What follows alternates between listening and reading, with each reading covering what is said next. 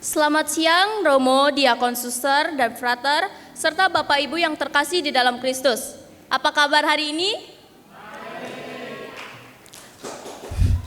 Hari ini saya akan membawakan renungan yang diambil dari kitab suci Samuel, bab 3 ayat 1 sampai 19.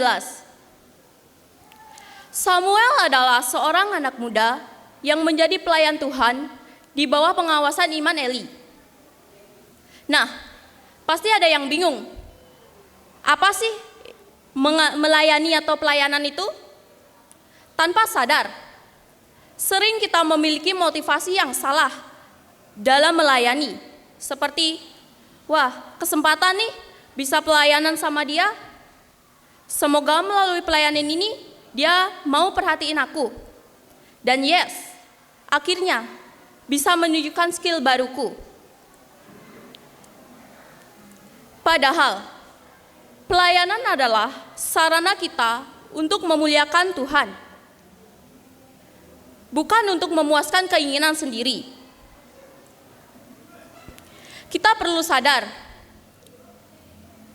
bahwa kita bukan memilih, melainkan dipilih Tuhan untuk melayani, karena pelayanan merupakan anugerah dari Tuhan.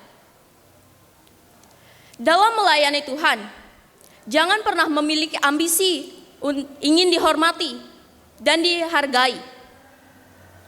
Namun, kejarlah karakter seseorang hamba yang rendah hati, tekun, setia, dan taat. Melayani sesama sudah menjadi panggilan dan tanggung jawab semua orang yang mengimani atau mengikuti Yesus Kristus. Melayani sesama adalah perwujudan melakukan pekerjaan baik yang dipersiapkan Tuhan. Nah, penghambat pelayanan yang terbesar adalah ego. Kita harus mengerti bahwa setinggi-tingginya derajat kita, tidak ada apa-apanya dengan pengorbanan Yesus Kristus. Ia rela memikul salib untuk membebaskan kita dari dosa. Dalam melayani, kita bisa mencontoh yaitu Bunda Teresa. Pertanyaannya, mengapa Bunda Teresa bisa menjadi teladan dalam melayani? Karena Bunda Teresa adalah seorang misionaris yang mengabdikan hidupnya untuk melayani orang miskin dan yang menderita. Dan ia membantu sesama dengan tulus ikhlas, tanpa mengharapkan imbalan apapun.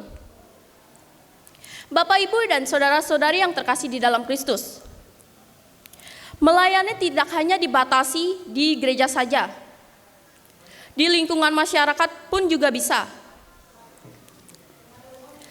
Contoh pelayanan di lingkungan masyarakat, contohnya bisa membantu orang yang kesusahan. Dan contoh pelayanan di gereja bisa menjadi pemazmur, lektor, misdinar. Saya akan menceritakan sedikit pengalaman hidup saya dalam melayani Tuhan. Pengalaman hidup saya saat melayani Tuhan adalah menjadi misdinar.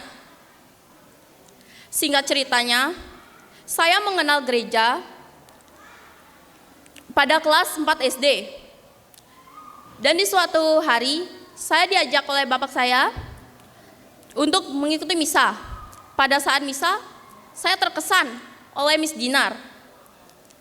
Merasa takjub, wah, Miss Dinarnya keren ya, bisa ngiringin romo di atas altar.